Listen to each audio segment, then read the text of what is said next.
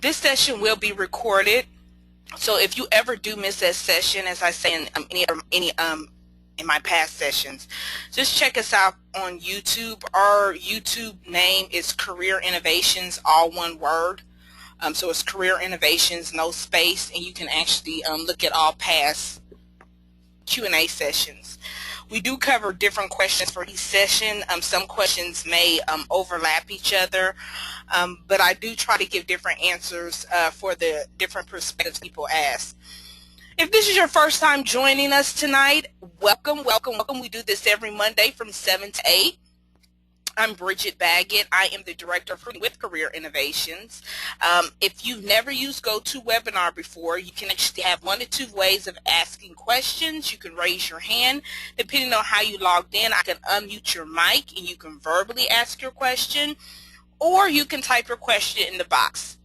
I can already tell you tonight we have quite a bit of questions. So if you have a question, I definitely encourage you to get it in there now, because I don't even know if we'll have time to open it up at everything, unless you want to stay on the line a little bit. I'm open to that as well. A little bit about myself. I'm a headhunter. I'm the founder of Career Innovations. We do staffing and recruiting. We're an executive search firm. We launched in '07. We're actually a referral-based firm. We pride ourselves in innovative technology. And we try to update our tools so we find the best talent that's out there. As an executive recruiter, of course, we can't place everyone that comes our way. So we wanted to put a resource in place to help job seekers like yourself with things and challenges that you may be having right now as far as looking for a position. In addition to our Q&A sessions or job seeker trainings that we do offer resume writing and edits. We do market research for employers as well as job seekers. We do compensation benchmarking, referral, and retention workshops. And today's quote, "Only thing worse than being blind is having sight and no vision." So that's today's quote. There are a lot of people out there that that have sight, but they just don't see the full picture. So we're going to talk about that today and see how not having a vision definitely can hinder your overall job search. These are the questions you asked. Again, as I said, we have quite a few questions to cover, and before your eyes get glossed over, and I know that you're looking at the screen and seeing all these questions, keep in mind some of these questions were repetitive, so I actually added them together with one slide so we won't be duplicating the same questions and giving the same answers over and over again. So some of these questions are duplicates. They're just asked in different ways, but it's pretty much the same question that I actually put together on each slide. I'm not going to go over every single one. If you look at the questions, you probably can see yours out there if you sent me a question before the workshop. And that's why I really do ask for people to send their questions prior to the workshop. I actually was okay with you sending them the day of, but since we're getting overwhelming amount of questions, I'm now asking people to send them 24 hours in advance, because we're now starting to put these workshops sometimes 24 to 48 hours in advance, and we're starting to put them together. So we're not waiting until the day of, and we really want to have the questions in there ahead of time. As you can see, most of the questions out there either pertain to career change, cover letters, resumes. We do have some that actually have a particular niche that they're looking for, and when I answer individual questions that may include either their degree or profession, I will answer them directly, but I'll also give an answer that would be general, which means it can be applied to any industry. So I do try to do that as well, because I do have some questions that are very specific, and they ask a question that may be unique to them, but I really try to answer the question specifically, but also give a general answer as well. So these are some of the questions that were asked. Again, these are more questions that were asked that we're going to get in today. Some of them, if we don't get them in, I definitely add them to the next session, or you can put in a time to speak with me one-on-one on the website. You can put in a time to schedule a call, and we can sit down and go over some of the questions that may not have been addressed on today's session. Okay, let's go ahead and get started. The first question, or these were actually 3 questions I combined into this slide, is the body of an email considered a cover letter? Also, does the cover letter have to be attached separately? What information should be included in a cover letter? So those were 3 questions. I pretty much made this entire slide dedicated to pretty much cover letters. No, the body of the email is not a cover letter. If a job specifically asks for a cover letter, they're not talking about an email that, in your mind, you're calling a cover letter. Unless you specifically know the individual, or they requested you to send something, or the sender said, or the, not the sender, but the recipient said, hey, shoot me over your resume, so you've actually had a conversation with that person. I wouldn't assume that they're going to sit down and read that long drawn out email, because if you're trying to put a cover letter in the body of an email, think about how long a cover letter is. A cover letter can be anywhere from 3 to 4, paragraphs. Some may include bullet point format, and that's a lot for a person to take in that does not know you. And I'm just speaking as a recruiter and as a headhunter. When, I get several resumes and cover letters come across my desk on a weekly basis, and and I do get some that do include their cover letter in their email. And if I sat and read every single cover letter verbatim, and some of these emails are very, very long, I would never get any work done. So I think that if you're going to send an email, you want to definitely keep the email to the point.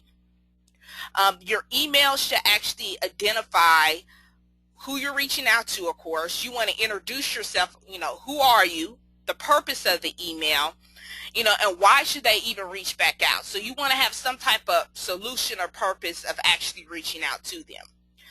Once you have their attention, then you should direct them to the attachments that you would include in the email. So, pretty much to wrap up the email, you would say, hey, I also include, or enclosed is my resume and cover letter, so you would actually direct them to open up that cover letter or that email. But that's the tricky part. You're directing them. So something in that email is going to have to grab their attention for them to take those additional clicks to open up your Word document or PDF document. And I can already tell you, if someone I don't know, and it's not a position I'm recruiting for, or it's not a position that's a high priority, and I get a 3 or 4 paragraph email that comes across my desk, I may skim it, and I may just put it in a folder and save it. And who knows when I actually go back to that folder to read it, if I have more pressing emails that are coming across my desk. So that's just the reality of it. You're dealing with people that, they're looking at hundreds of resumes a day, or even getting hundreds of emails a day, and they're definitely not going to sit back and, read a cover letter that's going to be in the body of the email. Let's first look at a cover letter. Many are kind of between a rock and a hard place whether or not to even include a cover letter when they send their resume. First and foremost, if the position request or the application requests that you upload a cover letter, upload a cover letter.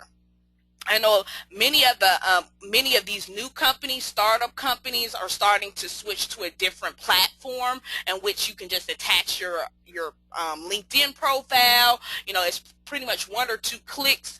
And again, these are usually the small, medium-sized companies. If you're working with the Fortune 500 companies that have the long, drawn-out 14 or 14-page application, they're not only going to ask for your cover letter, they're going to also ask for references and everything else as attachments. So you want to be very mindful of that. If they do request the cover letter, definitely include one.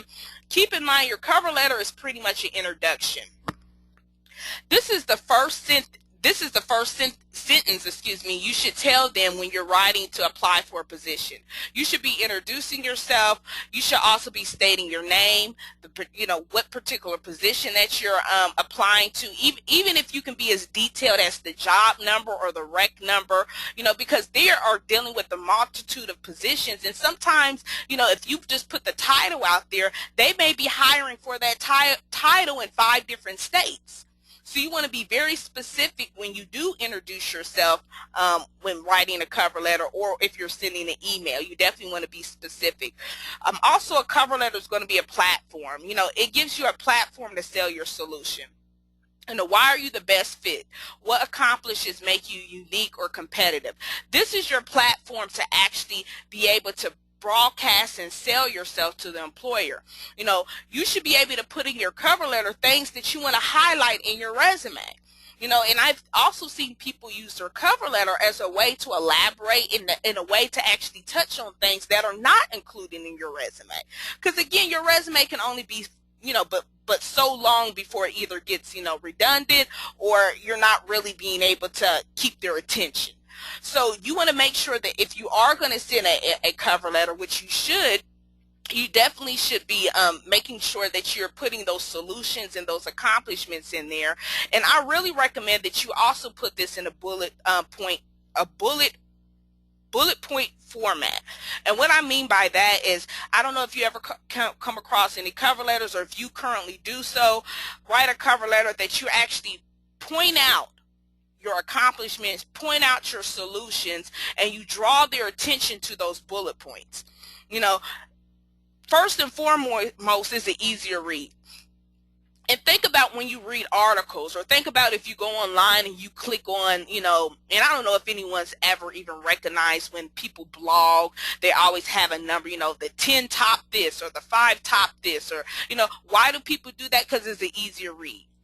Because if you go and you're able to look at bullet point, point made here, point made there, rather than having to dig through 8 paragraphs of information, it's much easier, and it keeps the reader's attention. And honestly, do you want your most marketable accomplishment to be buried in paragraph 3? They may not even read down to paragraph 3. So you definitely want to make sure that you're using bullet point format when you do use this as a platform. Also, people do review cover letters as communication purposes, and also they look at the way you communicate in the form of writing. Keep in mind that you want to make sure when you are writing, you're being professional as possible. You're being very attentive to details, spelling, grammar. The overall quality of your written communication is going to be under scrutiny in the cover letter. So, and they're also using this as a, as a writing piece. How does this person communicate on paper? So you definitely want to make sure that you are being very professional. You're addressing the person that the letter's attended to, and you are communicating everything effectively. And again, your cover letter should be used to highlight, and we've talked about this, you should be using to highlight your accomplishments in bullet point format. It should cover your capabilities, what you're able to do, what you've done, any type of track record that you held with past employers, if you work with one of their competitors, things like that that's going to catch their eye. You want to definitely include in your cover letter. Because what's going to happen is, if their cover letter catches their eye, they're more inclined to go ahead and review your resume. So that's something that you do want to keep in mind. Getting started. This actually had a couple of questions as far as making a career change. This person that wrote this question was a newly trained physician looking for positions in public health. They want to know how to start the networking process. How can I change my resume when I don't have much experience in public health? I have a degree or a master's in public health. How can my resume stand out in comparison to others, specific in healthcare consulting? What skills are looked for in candidates? And I'm going to answer this specifically, but I'm also going to answer this general for everyone online. It may not be in public health. Getting started, you want to first watch your step. Watch what you're doing and be very very mindful of how you pursue this. You know, you want to have some type of strategic plan and have a laser focus on how you're going to move forward with your next steps. First thing I always stress, if you're a person that's attend my workshops before, I'm an advocate for industry-related associations. There's no better way to get in touch with people in your industry that's hiring than actually being a part of organizations that are created for that niche. There's no more effective way than doing that, rubbing elbows with people that do exactly what you want to do. You know, so I am an advocate for industry-related associations. One in particular I actually wanted to point out to this person that wrote this question was the American Public Health Association. Keep in mind, this is the APHA, is the oldest, largest, and most diverse organization in public health. I'm pretty sure wherever located, they have a chapter. You know, most all major cities and even the smaller surrounding cities have created chapters for the American Public Health Association. They also have their own career site, you know, and I actually checked it out when I made this slide and saw that they have over 2,000 jobs posted just for public health. You know, so these are jobs, these are professionals that went to this particular site and posted jobs tailored just to your industry. You know, so you want to start to see if there's a local chapter out there. Take advantage of the career site and start networking. This goes back to anyone on the line that's in engineering, IT, marketing, business. There's associations out there that are dedicated to your craft. That's what you need to be a part of. That should be your first step. Start networking with people that are in your particular background. Next thing is niche job boards. This is something I also am an advocate for, is searching for positions that are in your niche. You know, and the best way to do that is outside basic job boards, which is your Career Builder, your Monster, your LinkedIn. For IT, it may be Dice, you know, Simply Hired. Besides the big name job boards that everyone knows about, you want to just go online and Google your industry and say jobs. So if you're in marketing, say marketing jobs. The same way I found public health, I put in public health and put jobs, public health jobs. And the first thing that popped up were associations that were a part of posting public health jobs. This way, you're going to get the most relevant job boards that are dedicated to your craft are going to come to the top. You know, you may see a couple Indeed postings, you may see a couple Monster postings, but as you scroll down, usually on the first page somewhere, there is going to be a handful of niche boards that are dedicated strictly for your craft. So you definitely want to be able to do that as well. Next thing you want to look at, oh, and that was one of the niche boards that I was talking about for the person that asked the question. I saw that not only were you in public health, you also was osteopathic medicine that you were in.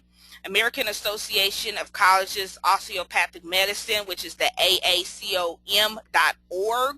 They have jobs posted in that particular field. In addition to that, you should also be looking at National Public Health Information Coalition. They're an independent organization dedicated for professionals, again, in public health. Also, you should be looking at the Society of Public Health Educators, which is the SOPHE. I'm just throwing them out there. These are things that you can just, like I said, look up public health associations. Everything that I'm saying is going to come up for there. And I want to say 9 times out of 10, they have their own job boards as well. Next thing you want to do is look at your marketing tools. When you're starting to go out there and look at a job, most people that say their marketing tools is the obvious, their resume. Beyond the resume and beyond the cover letter, what are you using? What are you going to use as your marketing tools? This should be your profiles that you have online. Recommendations. People don't understand how crucial recommendations are, and people don't understand how important they are until they need them. You know, the last thing you want to do is have to reach out to someone that you haven't spoken to in 3 years for a recommendation that you need today. These are things that you should be getting together right now. You know, past employers, references, that's another thing. You should be updating people that you're putting down as references. I've known in the past that people put me down, I've answered the phone, don't know who they are. You know, I have to actually recall the person they're calling about, and that's embarrassing. That's embarrassing for someone to call a reference and they have to, oh, Sally who? Now, which one? When did she say we worked together? You definitely want to make sure you have your references in order, because just that alone can give the employer that's reaching out to this reference, they can leave them a bad impression and a bad taste in their mouth. Because they're going to think, well, how close has this person, or how over the top was this person for this employer if they don't even remember them. Social media should be a part of your networking tools as well. 97% of employers are using it. In addition to LinkedIn, they're starting to use Facebook, they're starting to use Twitter, and every year it goes up. At first it was more so at 50% on Facebook, now it's up to 70%. Back in 2010, it was about 70 to 80% employers were using LinkedIn. As of 2014, the numbers are 97%. 97% of employers are using LinkedIn. The 3% must not have internet connection. But honestly, 97% of employers are using it. So you want to have a plan in place on how you're going to get yourself in front of decision makers outside the job boards. Next thing is cold, warm emails and calls. This is the human element many people neglect to use, because everyone uses what? The job board. That's how everyone applies to their job. And nothing's wrong with it. As we get further into this presentation, I actually have numbers on the success of job boards, and they're pretty successful. But you also want to make that human element and also be able to show your personality, your work ethic, by actually putting a face with a name and a personality with a name. And sometimes that does take, reaching out to someone that you don't know. It's called getting out of your comfort zone. And I've learned a long time ago, in order to get the things you never got, you have to do the things you never did. That's the only way that you're going to be able to excel and get to places that you've never been before, is to get out that comfort zone. And I've actually had someone that I sent an email and I've had him, but did you call them? And it's almost as if it never dawned on them to pick up the phone. Even if they don't answer, you did your part. And who knows what the behind the scenes may happen. They may have changed URLs, or they may not be getting their emails, whatever the case may be, or your email may be going to their spam folder. I'm telling you this from experience. I've had people email me from emails, AOL accounts and Gmail's accounts that have gone to my spam folder, and they thought I was ignoring them. It wasn't that I wasn't ignoring them. I wasn't getting their email. And how many times do I check my spam folder other than to delete the spam that's in it? So there may be legitimate reasons. Expectations and negativity. The next one is also know your competitors. Your competition is heavy out there, and I really do think that you should know who you're dealing with and who are also applying for these jobs. So this means starting to connect with people, not only in your industry, but also start to connect with people with the companies that you like to work with. There's nothing wrong with reaching out to an employee that may be at the company you're looking to actually work at. That may be in a position that you're actually looking to work in. So you definitely want to know your competition. Know why your employers are attracted to that type of individual. Look at their background. Look what type of education experience they hold. What other organizations did they work at? And expect results. Expectations and negativity is the easiest way to lengthen your job search.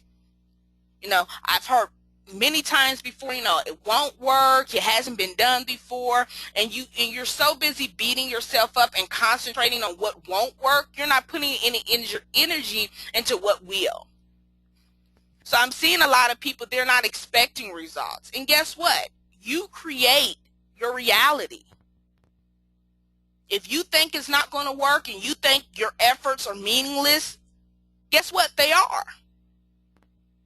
You have to have the confidence, regardless of where you are, if you've been out of work for 3 days or 3 months or, 36 months.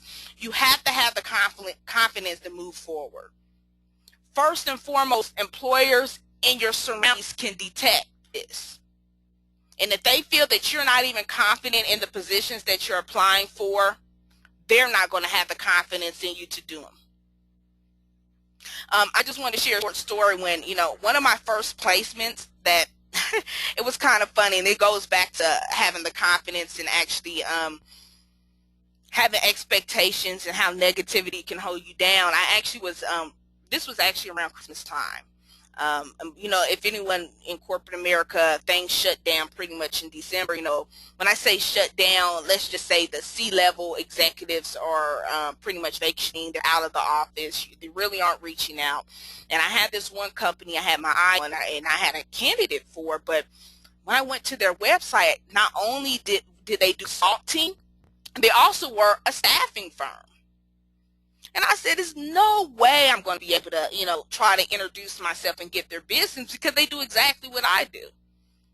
They staff people as well, so why would they work with someone that's their competitor? And I can tell you to this day, that was my first placement, working with a company that did staffing. It was working, actually, in reality, it was a competitor. And if I had told myself, no way, and I did beat myself up probably the first day, and until I actually reached out to them, and I just said, well, hey, the worst they can say is no, and what have I lost? So I reached out to them anyway, and surprisingly, it was the end of the holiday. They needed someone in there by first quarter. They hired my person. And it was amazing. I did business with someone that does exactly what I do, staffing. So I'm telling you, confidence really does help, and and employers can see that as well. Moving on to the next question is, how can I write my resume in a successful way? How can my resume stand out in comparison to others? This person's was specific with healthcare consulting. What skills are they looking for in candidates? Let me tell you, the resume of course is your first line of defense. This is what most people use. Try to define yourself as trying to bite your own teeth. So you're really trying to get yourself out there and define yourself compared to anyone else. First of all, your resume should clearly demonstrate the abilities and strengths that you have that pretty much aren't readily apparent. Keep in mind, and I've said this in past workshops before, landing a job is 70% presentation, 30% actual skills and abilities. And what I mean by that, what people see, we're visual, what they read, they're going to look at first. Of course, after they have been attracted to whatever you're putting out there, they're going to have you prove it through, either assessments or interviews, all the things that go with, the interview or the recruiting process. But the first thing that catches their eye is how you present your resume, how it's presented. In fact, the candidate who gets the jobs may not be always the most qualified. It may be the candidate with the best presentation that gets hired. So again, we talk about the resume as being your first impression. It is your marketing tool. It should showcase your resolved challenges. And at the end of the day, your resume should answer, why should I hire you? That's what your resume should be doing for employers. How to do this? I say use the CAR method. And if you're familiar with the CAR method is conflict or problem, your action, and your resolution. And as you can see, the quote that actually comes from Robert Half Recruiting is, asking the right questions takes as much skill as giving the right answers. You can't imagine how many times I've seen resumes that look like a copy and paste job description. Now, I've done this, I've done that, I've done this, and and it's just verbatim, what they done, what they were assigned to do, what they supervised, and it's pretty much a job description, with someone's name on it. Your resume should be used as a marketing document, not as a checklist. You know, employers pretty much want to see what value have you brought to your previous employer, what value can you bring to them. So when you use the CAR method, you're actually going to use what type of problem or conflict did you have with your current or past organization? What were you hired to do? You know, everyone out here that has a job because the employer had an issue that needed to be solved, and you were the person that could do it. So what was the problem or challenge that you faced with your position? What action did you take? You know, and what was the resolution? The resolution doesn't always have to be a quantitative value. You know, I know some people save the company money. You know, some people improve the process. They streamlined something. So you want to be able to see what did that action that you take, how did it resolve the problem, and at the end of the day, how did it benefit the employer? Again, moving on to the second questions that people had was, what's the best way to start an interview? Are there some tricks that the interviewer does? For example, check for your personality. What things do I have to bring to my interview? My resume, recommendation letters, what else? Okay, I've actually used this kind of diagram on past workshops before, but your first impression is going to be based on the body language that you give off. If you're not in a face-to-face interview yet, you haven't made it that far, maybe you're doing a phone screen. You know, they're going to be listening to the tone of your voice. You know, and from the tone of your voice, it goes back to, you know, do they sense that you're confident with your answers? Are you hesitant? Are you using a lot of ums? You know, so you're going to be able to detect whether or not, you know, does this person really know what they're talking about? You know, so that goes hand in hand with not only body language, but verbal communication.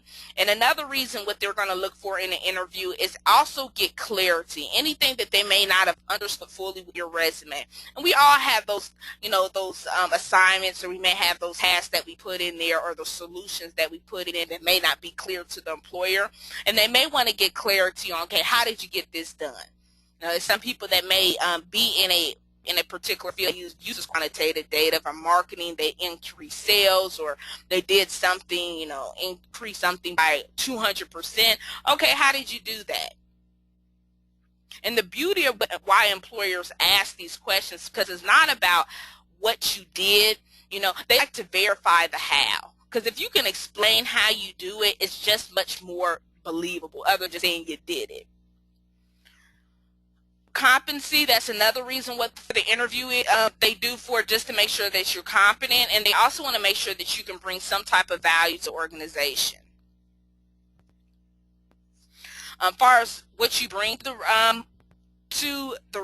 to the actual interview, you want to bring, of course, you're going to have your resume, your cover letter, and even though they do have things, you want to bring copies as well. And if you can figure out how many people you're interviewing with, you want to bring copies for everyone, but you want to make sure that you're bringing your solution. And I've talked about this in past workshops as well. Have some type of plan in place. How are you going to bring value in the first 3, 6, or 9 months? We talk about as far as 3, 6, 9 month plan. You know, how are you going to bring value? What are you going to implement? You know, and I'm pretty sure if you made it to the interview phase, they've already spoken to you about what changes they're going through, what they're looking to do in the next quarter or two, what you'll be doing, what their expectations are. So if you've made it to the point that you're actually interviewing face to face, you kind of have a background of what type of position you're getting into and what the needs of the employers are. So that should give you some type of groundwork of what type of plan you can put in place to get them to where they want to be, say, next quarter, you know, next year. You know, so this is your time to differentiate yourself from everyone else that's going to apply to this position, because I can guarantee you no one else is going to come in there with a plan of action. You know, and nothing beats having something writing about, hey, this is what I can do. Why? Because I've done it. And you actually will want to base your 3, 6, 9 month plan off of things that you've previously implemented with your past employers. Why? It actually gives you leverage to show that, hey, I've done this before. I'm just not talking about it. You know, I've done this before with past employers, and these were the results that were rendered. And I would love to join your organization to be able to prove myself to you. I can bring the same type of value. So you want to have something in place. So that's why I say the solution, it needs to be something that you have in place. Another thing when you interview that employers look for is being engaging, again, having your solution. And I also want to talk about the STAR technique or approach, if anyone's familiar with that. When they ask questions, it's very, it's important that you answer these questions very thorough, but they also look for a way that you do answer them. And many ask them in a way that you could use the STAR format or the STAR technique. And the STAR technique stands for situation, task, action, and result. And pretty much it's a way to gather information about a specific job or specific event that you that you had to deal with. May have been coworkers, may have been a disaster, may have been negative feedback. Wherever you had to deal with, they want to know how you were able to handle that. So first situation, they want to actually, they may ask you to present a particular challenge that you had to deal with, or a particular situation you found yourself in. Tasks is you want to be able to talk about, okay, what did you do? What had to be achieved? They're looking for seeing what had to be achieved from the situation. Next, your action would be, okay, what did you do? They're looking for information, okay, what did you do to fix this situation? How did you actually resolve this? And again, the results is going to be, what was the outcome from your actions? From doing this, what happened? And it's almost the same format as when you write your resume, which is the conflict, action, result for your actual resume. Pretty much the same format that you want to answer questions.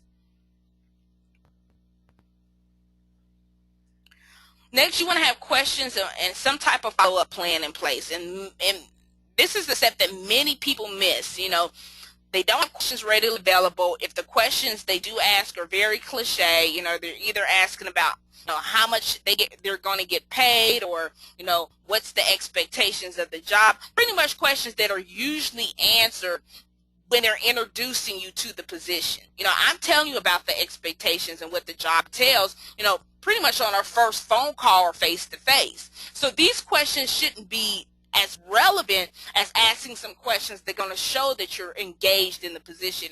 And what I mean by that is some interview questions that you should be asking is, explaining their organizational structure. What is the organization's plan for the next 5 years? How does this department or how does this role fit that? How does it fit? What are some various ways employees communicate with one another to carry out their work? This is very important. How mundane this may sound when people say, how they communicate. You'll never believe how some people left jobs because there was a lack of communication. So you want to make sure that there's some type of streamline that you can reach out to people and get work done effectively because people are communicating. One thing you should also be asking is about the company's strengths and weaknesses. What makes them better than their competitors? In fact, you should be bringing that information to the table if you've done your homework. You should be already knowing who their competitors are, what makes them different. You should know what they have on their competitors and what their competitors have up on, or what they have up on them, what makes their competitors better. And you want to also say, hey, with the strengths and weaknesses, how are we working on the weakness? How does this role play into building on the weaknesses that you may have with your competitors? Where has this role led to previous employees? This goes for people that are looking for career growth. If you want to see if this position is going to blossom into something else, you may want to know, where does this position lead?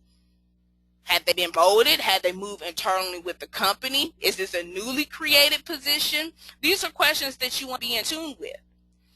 What are the expectations for the first year? This answer is going to help you put together your 3, 6, 9-month plan, because you want to make sure that you can meet or exceed those expectations for the first year. So these are some good engaging interview questions beyond the, the day in the life of this role. So these are some questions that are actually going to get the employer to think. The diversification, this is the pie graph that I put together from some numbers that I found from the Bureau of Labor Statistics as far as landing the job, and also this particular graph was adapted from the JobSearchDigest.com about diversifying your job search, your diversifying the way you job search or the way you look for a job, and how many people landed their job. And this question was I actually used this graph to answer it by a question that someone asked about. I've heard applying for jobs online is most unworthy thing to do. Does that mean I stop doing this? And I want to let you know that if you can look at this pie graph, nothing's wrong with job boards. As you can see in the pink, 38% of people do land their jobs using a job board or using a recruiter. So nothing's wrong with using a job board. The only thing that makes this, heavy tops is if this is all that you're doing. You're not doing anything else. And a lot of people think that job boards don't work because that's the only tool that they're using. You have 62% of job seekers that landed their jobs other ways beside the job board. It's only at 38% that, either a recruiter called them or they logged on a job board to get a job. So you still have more than half. You have 62% that are finding jobs other ways. So you need to be able to tap into that. And one of them, as you can see, 41% is from their personal network. And that's not only talking about friends and past employers. Those are the associations I was telling you about. Getting out there, networking with these associations that are part of your industry. Rubbing elbows that are, with people that are doing exactly what you want to do. Other is school related, previous employer, and some are just other, which wasn't stated on how. That was 3%. But as you can see, there are other avenues that people are taking to find employment other than, online. So you definitely want to see if that's something that you can look into as well. Another question that was asked is, when applying for specific programs, internship programs, entry-level rotational programs, that actually were saying within a firm where most of the time their information about the hiring authorities, the branch location, isn't posted. So they were asking what information can they gather? How do they get the information to push their resume in front of the employer? And this goes back to the very first slide when I was actually telling you to reach out, cold call, cold email, warm call, warm email, reach out to people you don't know. This goes back to this, especially when you're networking. And the best way to make a cold lead into a warm or hot lead is actually to meet them. And that's why a lot of the people that I have in my network is someone I either met at a networking event, at an organization, or association function. And then once I meet them, hey, now when I connect to them, they're not looking at me as I don't know this person. Oh yeah, we met, and they connect. We may not know each other on a more intimate professional level, but we know enough about each other to at least connect online. So say if you're in a position that you don't know anyone, and this particular this ending I have is just at the tip of the iceberg. This can be an hour or two session in itself on how you can find decision makers, but we just don't have the time. But I can tell you right now, I'm going to go into 3 slides that goes into this. Finding decision makers, you need 3 things. You need the company name, and of course, if you're online searching for a job, unless you're applying through a third-party recruiter that's very vague about who the employer is and they're referring to the employer as our client, that's going to be very hard to do, other than if you do a word search for Google. But say if you're on a company website or one of these job boards where you know the company name, more than likely know the location because they're telling you where the position's located, and you know the job title. So let's say you're an engineering manager, and I just use this because this was the first thing I pulled up on LinkedIn. So say they're hiring for a engineering manager at, as you can see, the company I looked up was Engineering Technology Associates. So I say, well, they don't tell you who posted the job. You know, say you found a job on Career Builder or on LinkedIn, because many LinkedIn jobs, sometimes they have the person that posted, sometimes they don't. So say you don't know who posted it, but you know it's in Detroit.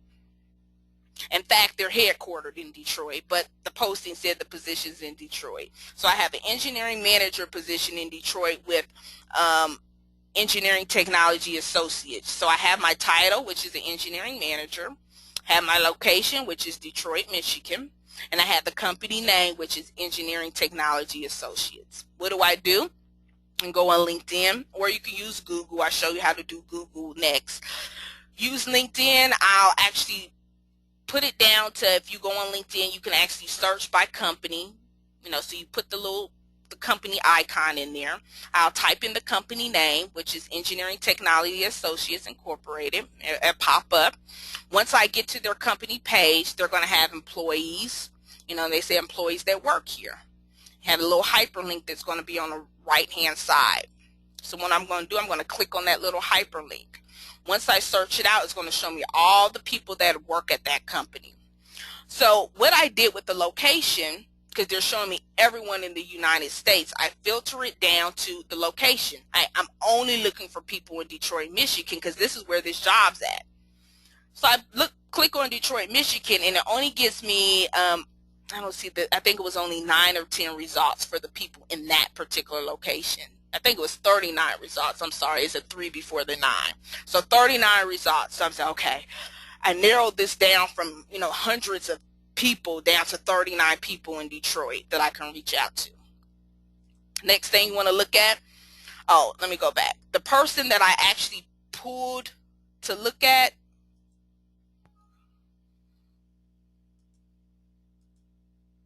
hold on, if I can have this go back.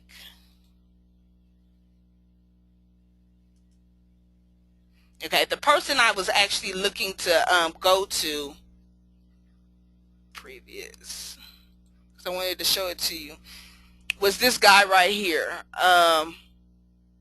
Right here. I have my cursor on it so you can see it. The reason why I wanted him, because the position was for an engineering manager. So who would be above an engineering manager that would be a part of the hiring process? It's either going to be the director of engineering, the VP of engineering, or the chief operating officer, someone of that nature. And this person that was located in Detroit, Michigan was him. He was the vice president of engineering. You can't see it because it's cut off. The slide is cut off. But if you did this search, you'll see that he's the vice president of ETA, Engineering Technology Associates, but he's also the vice president of engineering. That's the person I want to reach out to, because I'm pretty sure if I'm trying to get hired for a manager position at this company, the VP is going to be involved in the hiring process. And not only any VP, the VP of engineering, because I'm trying to get the engineering manager position. But guess what? He's a third connection away. So I would have to send him an email. You don't want to pay $10 or whatnot. In fact, if I click on him, I can't even get his full name. I don't know who he is. So what you want to do when it comes to this particular thing, go to LinkedIn, go to Google. You're going to put in LinkedIn : because what this telling Google is say, I only want you to search for in LinkedIn, nothing else, just LinkedIn. Then I'm going to put his first name and that last name that he gave me, or that his abbreviation of his last name, starting with the F, his first initial of his last name. And then I know he's the vice president at ETA. I run a search and it pulls up the entire profile. Now I know his first and last name. When you click on his first and last name, it will show his entire profile. If you want to get even technical, what I can't even show you, but if you go to ETA Incorporated's website, which I did, is eta.com. If you go to the website, that's their URL for the website, eta.com. If I want to find out who he is, because even though I see his entire profile, I still can't communicate with him because I still have to send him an email. I can go to eta.com, and I can actually do a Google search. Instead of having LinkedIn up here, I will put email. I'll put email up here, 3 asterisk marks. Then I have at eta.com, because more likely their emails are going to be at their URL, whatever the company is, at eta.com. And then I can put in his first and last name, or I can just leave it blank, and just put email 3 asterisks at eta.com, and I'll do a search on that. And actually, since you guys are up here, because I didn't make a slide for that, because like I said, this can go deep into it, but let's see, ETA, just bear with me because I'm going to show you this screen over here.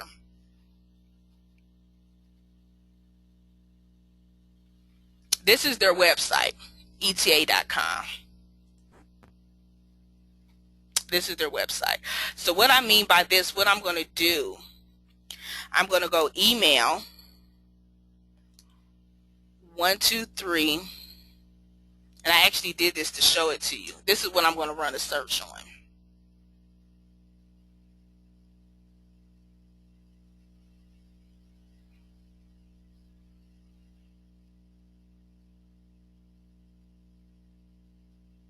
And normally doesn't take this long, but I have so many windows open and running a webinar, so it's taking a little bit longer. So this is what I'll get when I run, this is coming up in just a second.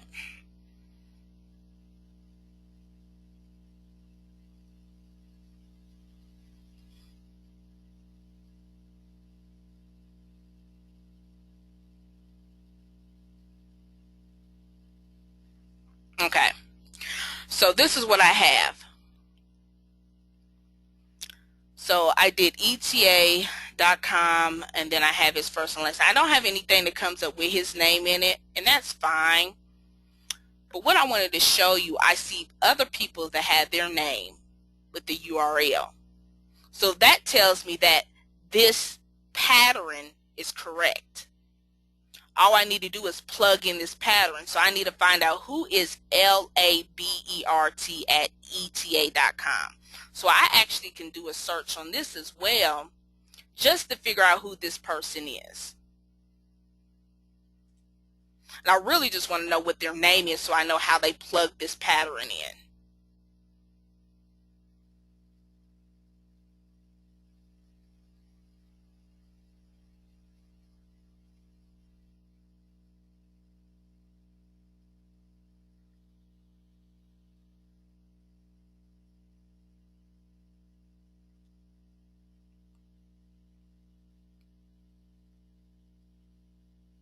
This pattern, as you can see, belongs to Alora. So if you take a look at this, you see that for her email is her first initial, a last name. That's her email address. And then it shows again up here, first initial, last name. So that lets me know that even though I couldn't find his email online, I'm pretty sure his email is going to be A, then his last name,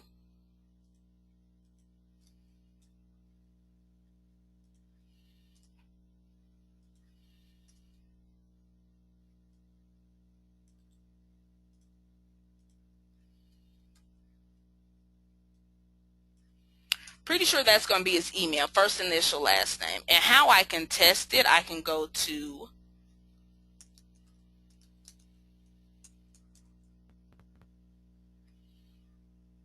mailtester.com. And then what you want to do when you get to mailtester.com, all this is free, doesn't charge you to do this at all. I'm going to close some of these windows.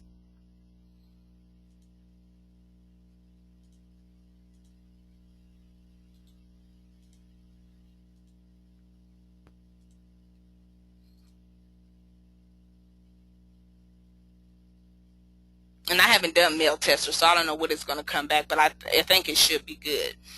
unless it doesn't let you test for URL. So I'm going to put his email into mailtester.com, and I'm going to do a search and check it. Okay, this tells me that his email, this one does not exist on this server. So I will have to play with this to see, let me see, did I...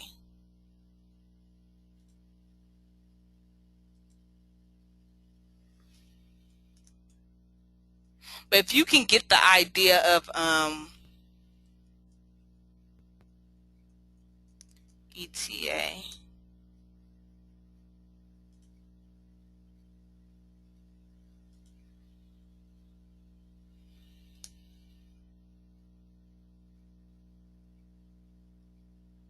if you can get the gist of what I'm trying to do, that for some reason isn't on there.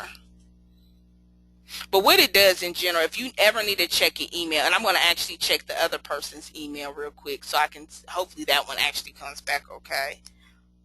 Email.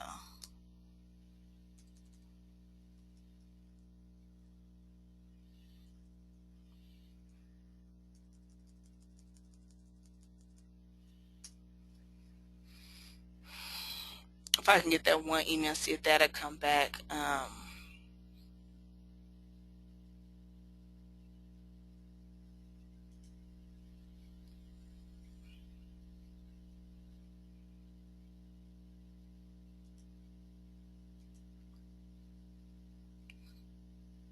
want to say it was L.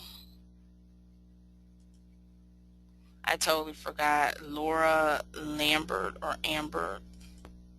So I was going to check that one to show you that it checks the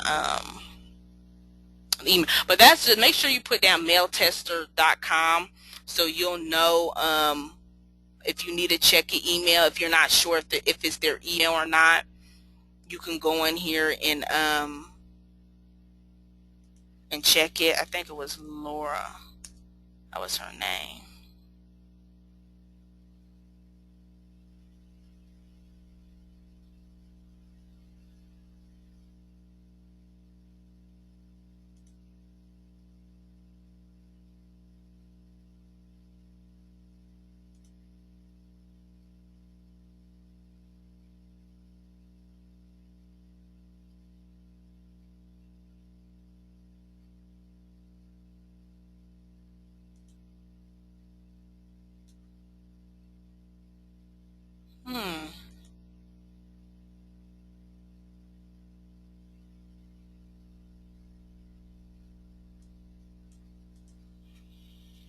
I don't want to hold everyone up because I know we're past 8 o'clock. But that's what we're actually, that's what you'll actually do to find the emails.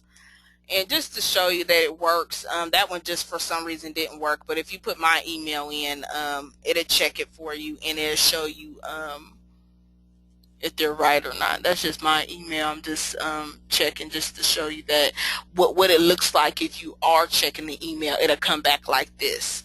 This is how it'll come. It will show you that the email is valid. So you're really trying to look for a pattern, and you're trying to figure out, okay, are they using their first name, last name? Are they using their first full name, dot their last name? And you don't have to find that person. If you can find anyone in the company that's using that URL, you can kind of figure out what the pattern is. And then you want to plug it into Mailtester to confirm that the pattern's correct. And just like we got before, we got a red. It said it was invalid. So I would have to go back and play with it. You know, I would have to see, okay, is it his two first letters and last name, or is this the first name dot last name? So I would play with it just to see what I would get back until it came back as valid. And once I got it back valid, I would reach out to that VP of engineering directly, introducing myself, you know, and getting myself in front of that decision maker, either using a cover letter or a resume. And again, that's what you would call like a cold email or a cold call kind of thing, because I haven't met this person. I don't know who they are, but I know they're a decision maker. And if they're hiring for an engineering manager, I know they're going to be a part of the hiring process. So I want to get to know that person. And, you know, like you said, I might not want to pay the $10 LinkedIn is going to charge you to send them a message on InMail. And this is a kind of a roundabout that way to still get in touch with the decision maker. So I'm going to go ahead and close this down. Hope I was able to answer your questions. This is my contact information. If you have any further questions, definitely go on site, online, our website, career-innovate.com. Book a phone appointment. My next 2 or 3 weeks is pretty booked, but I am available in the evening around this time, Eastern Standard Time. We can set up an appointment to talk. After this workshop, there is a survey. Please take the survey. It's only 10 questions. I think 8 out of the 10 are multiple choice. Let me know how this workshop is, how we can better our best, how we can improve this, what other topics you want to talk about, what other things that you're struggling with. Again, these workshops are for you.